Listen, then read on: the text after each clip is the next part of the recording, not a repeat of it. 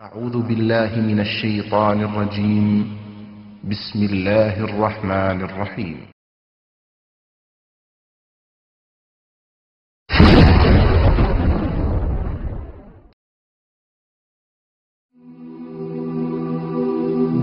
মৃত্যু এমন এক বাস্তবতা যার থেকে কেউ পলায়ন করতে পারবে না। প্রত্যেকটি প্রাণীকেই মৃত্যুর স্বাদ আস্বাদন করতে হবে। আল্লাহ তাআলা পবিত্র কালামে মাজিদে ইরশাদ করেন, কুল্লু নাফসিন যায়িকাতুল মাউত, প্রতিটি প্রাণী ওই মৃত্যুর স্বাদ আস্বাদন করবে।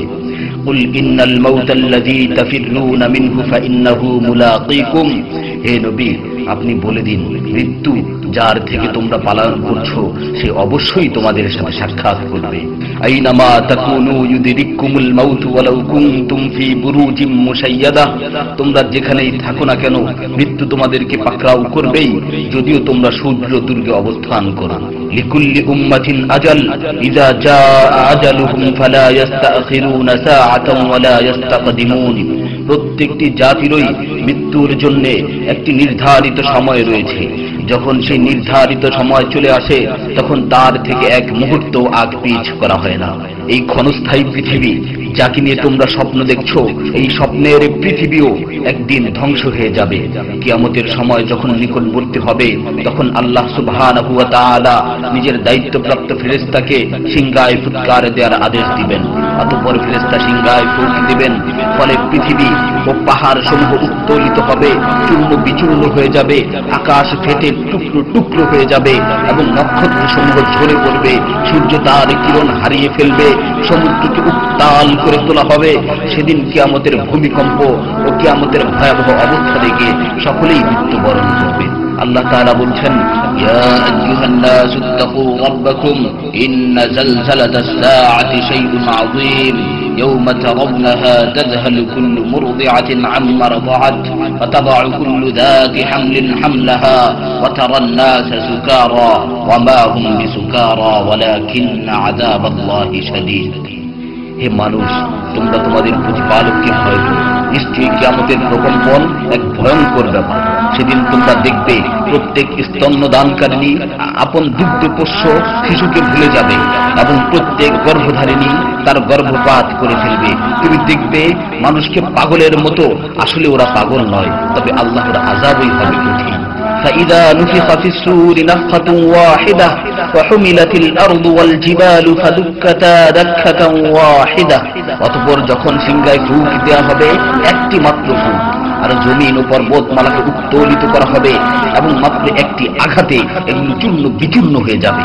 ইযা সামাউ ফাতারাত ওয়া ইযাল কাওয়াকিবু ইনতাসারাত ওয়া ইযাল বিহারু ফুজ্জিরাত ওয়া ইযাল কুবুরু বু'সিরাত আলিমাত নাফসুম মা কদ্দামাত ওয়া আখখারাত, যখন আসমান বিদীর্ণ হবে, আসমান ফেটে টুকরো টুকরো হয়ে যাবে, আর যখন নক্ষত্রগুলো ঝরে পড়বে, আর যখন সমুদ্রগুলোকে উত্তাল করে তোলা হবে, আর যখন কবরগুলোকে উন্মোচিত করা হবে, তখন প্রত্যেকেই জানতে পারবে সে আগে কি পাঠিয়েছে এবং পরে কি পাঠিয়েছে।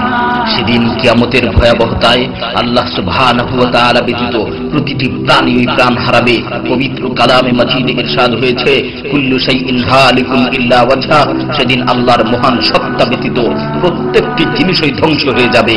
কুল্লু মান আলাইহা ফান ওয়া ইয়াবকা ওয়াজহু রাব্বিকা যুল জালালি ওয়াল ইকরাম, সেদিন জমিনের উপর যা কিছু রয়েছে সবই ধ্বংস হয়ে যাবে, আর শুধুমাত্র মহামহিম ও মহানুভব আল্লাহ সুবহানাহু ওয়া তাআলাই বাকি থাকবেন। তাফসীরে ইবনে কাসীরে বর্ণিত হয়েছে, যখন ইসরাফিল আলাইহিস সালাতু ওয়াস সালাম সিংহায় ফুৎকার দিবেন তখন সকলেই মরে যাবে। মালাকুল মাউত মৃত্যুর ফেরেশতা এসে আল্লাহ তাআলাকে বলবে, হে আল্লাহ, সকলেই মরে গেছে। তিনি জিজ্ঞেস করবেন, অবশিষ্ট কে আছে? উত্তর দিবে, হে আমার রব, আপনি, আর আপনি তো হলেন চিরঞ্জীব। এছাড়াও বাকি রয়েছে জিবরাইল, মিকাইল ও আরশ বহনকারী ফেরেশতাগণ। আল্লাহ তাআলা বলবেন, জিবরাইল ও মিকাইলেরও তো মৃত্যু হওয়া উচিত। মৃত্যুর ফেরেশতা মালাকুল মাউত বলবে, হে প্রভু, জিবরাইল ও মিকাইলও মরে গেছে। আল্লাহ তাআলা জিজ্ঞাসা করবেন, এখন আর কে বাকি আছে? সে বলবে, এখন আমি বাকি আছি ও আরশ বহনকারী ফেরেশতাগণ বাকি আছে। তখন আল্লাহ তাআলা বলবেন, আরশ বহনকারীদেরকেও মরতে হবে, তারাও মরে যাবে। আল্লাহ তাআলা আবার জিজ্ঞাসা করবেন, এখন কে বাকি আছে? মালাকুল মাউত আজরাইল আলাইহিস সালাতু ওয়াস সালাম বলবেন, হে আমার রব, এখন আপনি বাকি আছেন এবং আমি বাকি আছি। তখন আল্লাহ তাআলা আজরাইল আলাইহিস সালাতু ওয়াস সালামকে বলবেন, তুমি তো আমার মাখলুক, সুতরাং তুমিও মরে যাও। তিনি তৎক্ষণাৎ মরে যাবেন এবং শুধুমাত্র আল্লাহ তাআলাই বাকি থাকবেন।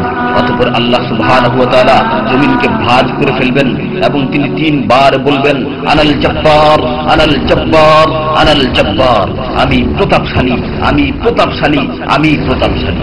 অতঃপর তিনি 3 বার জিজ্ঞাসা করবেন, লিমানিল মুলকুল ইয়াউম, লিমানিল মুলকুল ইয়াউম, লিমানিল মুলকুল ইয়াউম, আজকের রাজত্ব কার, আজকের সার্বভৌমত্ব কার, আজকের আধিপত্য কার?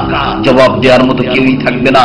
তিনি আবার উত্তর দিবেন, লিল্লাহিল ওয়াহিদিল কাহ্হার, আজকের রাজত্ব, আজকের সার্বভৌমত্ব, আজকের আধিপত্য পরাক্রমশালী একমাত্র আল্লাহ। ইবনে ওমর রাদিয়াল্লাহু তাআলা আনহু হতে বর্ণিত অপর এক হাদিসে ইরশাদ হয়েছে, কিয়ামতের দিন আল্লাহ সুবহানাহু ওয়া তাআলা আসমান জমিনকে ভাঁজ করে নিজ হাতে গুটিয়ে নেবেন।